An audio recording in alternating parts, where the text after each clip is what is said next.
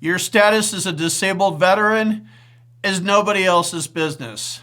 Disabled veterans need to learn how to protect their private information better. I mean, this is across the board. You need to be better at protecting your personal information on social media. You're posting unredacted information that's identifiable. Don't do that. You don't need to do that.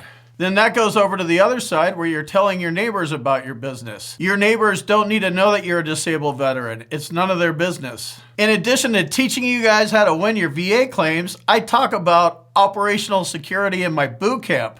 Check out my boot camp if you're not in it yet. CombatCraig.com, links in the description. So you're a disabled veteran and you're getting a check every month. If you're 100% permanent and total, you worked your ass off to get that rating. You probably got denied a few times in the process. A lot of effort went into this. You sustained injuries as a result of your active duty service. Period. Here's the problem. If you tell your neighbor that you're 100% permanent and total, they can look it up, see how much money, you're making. It's not making money, or it's disability, but they're going to look at it as making money. And then they're going to be thinking about their 7-Eleven job. And wow, you're making more money than I am. Like this whole thing's happening.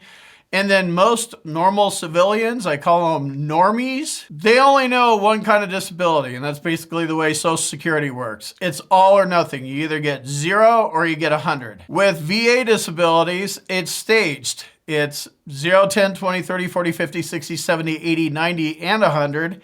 And on top of that, if you have 100%, and your P&T or not, you could still work. So it's completely different. So trying to explain that to a normal person, just trying to understand that as a veteran is hard enough.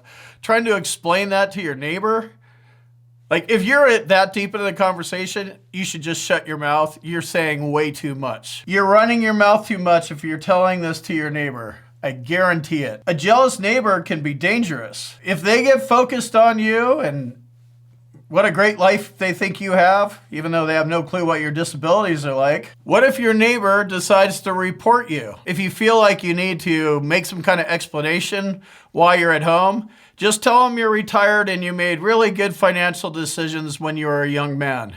That'll shut the conversation down immediately. I've done this. I even go and be a smartass about it and hey, save money, invest wisely. This is a reality versus perception thing.